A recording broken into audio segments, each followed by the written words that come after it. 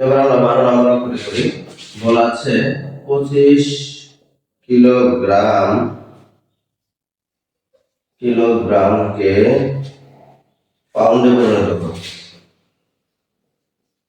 পাউন্ডে পরিণত করো। আমরা জানি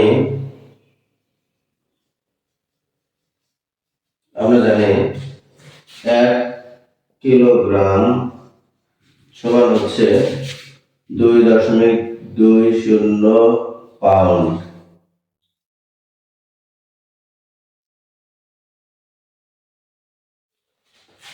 তাহলে 25 কিলোগ্রাম সমান হচ্ছে 2.20 গুণন হচ্ছে 25 পাউন্ড। এখানে প্রায় শব্দটা লিখলে হয়, না লিখলে হয়, কারণ হচ্ছে প্রায় শব্দটা আমাদের লেখার এই কারণে যেটা হুবহু 2.20 হয় না, এটাতে একটু সামান্য একটু কম বেশি হয়, যেটাকে আমরা 2.20 ধরি। এবার দেখো আমরা গুণন করে দিই স্বাভাবিকভাবে। এই 22 দিয়ে আমরা 25 কে গুণন করে দেব, 25 এভাবে গুণন করে দিই। সহজ করার জন্য লিখলাম 25 দুগুণ হলো 50, 25 দুগুণে 50, এই 550, তার সাথে এখানে আছে হচ্ছে আরেকটা শূন্য, আরেকটা শূন্য বাড়িয়ে দিলাম। এবার দেখুন দশমিক কোথায় আছে, কয় ঘর আগে, 1 2 2 ঘর আগে দশমিক আছে, 1 2 2 ঘর আগে দশমিক যদি এখানে দিয়ে দিই তাহলে হবে হচ্ছে 55 পাউন্ড। উত্তর লিখে দেবো আমরা, উত্তর 55 পাউন্ড প্রায়।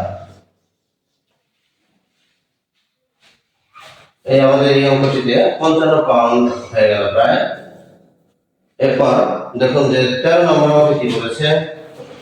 এই 13 নম্বর অঙ্কটা অনেকেই সাজাতে পারি না আমরা, কারণ এখানে একটা ঝামেলা আছে। যেমন এখানে 7 টন জ্বালানি থেকে 3 টন 10 অন্তর 1 কোয়ার্টার জ্বালানি খরচ করে কি পরিমাণ অবশিষ্ট থাকে, এবার ধরে ঝামেলা থাকে সত্যি করে আছে 3 টন 10 অন্তর 1 কোয়ার্টার। এখানে আমরা অনেকে এটা দেখে বুঝে পেয়ে যাই, তো সমস্যা নেই, কোনো সমস্যা নেই। তো আমরা লিখবো জ্বালানি আসলে মূলত ছিল কতটুকু। জ্বালানি ছিল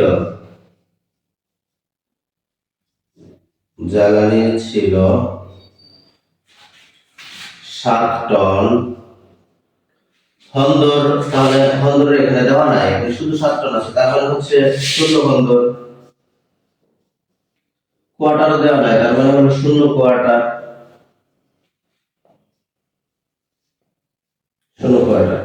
এই অংশটা যদি না দেখি তাহলে সহজে সাজানো যাবে না। তাহলে খরচ হলো, দেখুন খরচ হলো কতটা খরচ হয়েছিল, 3 টন 10 অন্তর 1 কোয়ার্টার।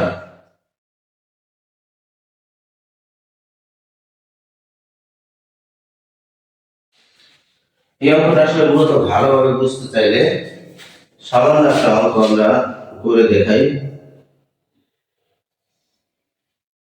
আচ্ছা, এখানে আরো একটা অঙ্ক দিই। দেখুন এখানে 6 থেকে 8 বিয়োগ করা যাচ্ছে না, তাহলে আমরা 6 কে 16 ধরি। আসলে 6 কে 16 ধরি কেন হচ্ছে, এটা আমরা এককের ঘর, এটা দশকের ঘর, এটা শতকের ঘর, এখান থেকে আমাদের 1 এদিকে ধার নিতে হয়। দশক থেকে 1 যদি আমরা এককের ঘরে ধার নিই তাহলে সেখান থেকে যায় হচ্ছে 10, তার মানে এর তুলনায় 10 গুণ বড়। এই জন্য এখান থেকে 1 ধার নিলে 10 চলে আসে, 16 হয়। 16 থেকে 8 বিয়োগ করলে হয় 8। আর ওই যে ধার নিয়েছিলাম এই কারণে হাতের 1 এসে এই নিচেরটার সাথে যোগ হয়। তার মানে হলো এখান থেকে তো 1 আমরা এখানে সরিয়ে নিয়েছিলাম, কিন্তু এখানে তো দেখা যাচ্ছে হচ্ছে 5। এটা যদি 4 আমরা চিন্তা করি তাহলে কিন্তু হাতে আমাদের কিছু রাখতে হয় না। আমরা যেটা ভাবে হাতে রাখি এটা মূলত হচ্ছে আমাদের হিসাব ঠিক রাখার জন্য। আচ্ছা, তাহলে এখানে 3 3 আছে 5 হবে 2 হলে, আর হচ্ছে এই 1, এইভাবে অঙ্কটা করি। এখানে ঠিক এই পদ্ধতিটা অবলম্বন করতে হবে, তাহলে আমরা এই অঙ্কগুলো করে ফেলতে পারবো। তো দেখুন এখানে 0 কোয়ার্টার আছে, কিন্তু আমাদের নিচে হচ্ছে 1 কোয়ার্টার আছে। 0 কোয়ার্টার থেকে তো আমরা 1 কোয়ার্টার বাদ দিতে পারবো না। এটাকে যদি আমরা 10 চিন্তা করি তাহলে অঙ্ক হবে না। কেন হবে না? কারণ হচ্ছে বন্দর থেকে আমাকে এখান থেকে 1 ধার নিতে হবে, যদিও এখানে নেই। নেই তো কি হয়েছে, সমস্যা নাই, এখান থেকে আবার এদিকে নিয়ে সরায় নিয়ে আসবো আমরা।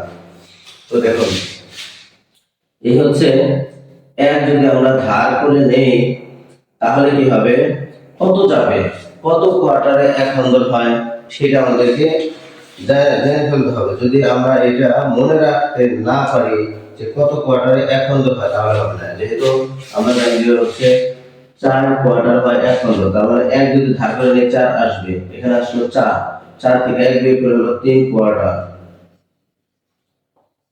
কোয়ার্টার হাতের যে বললাম হাতের 1 থাকবে, হাতের 1 এসে এখানে হলো 11, 11 এখান থেকে তো আমাদেরকে এখানে বন্দরে ট্রান্সফার করতে হবে। কেন?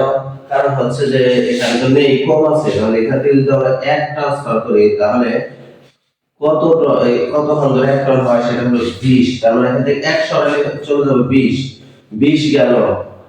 এই তাহলে 20 থেকে এবার এখান থেকে যদি আমরা 11 বাদ দিয়ে দিই তাহলে থাকলো কত, 9। এই হচ্ছে 9 বন্দর।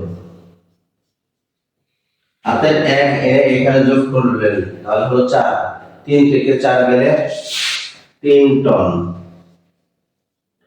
এটা হলো আমাদের অঙ্কের সমাধান, যেখানে 3 টন 9 বন্দর আর 3 কোয়ার্টার অবশিষ্ট থাকলো। আমরা এখানে এখন উত্তর লিখতে পারি, হবে উত্তর 3 টন 9 বন্দর 3 কোয়ার্টার। এই ছিল আমাদের এই 13 নম্বর অঙ্কটি।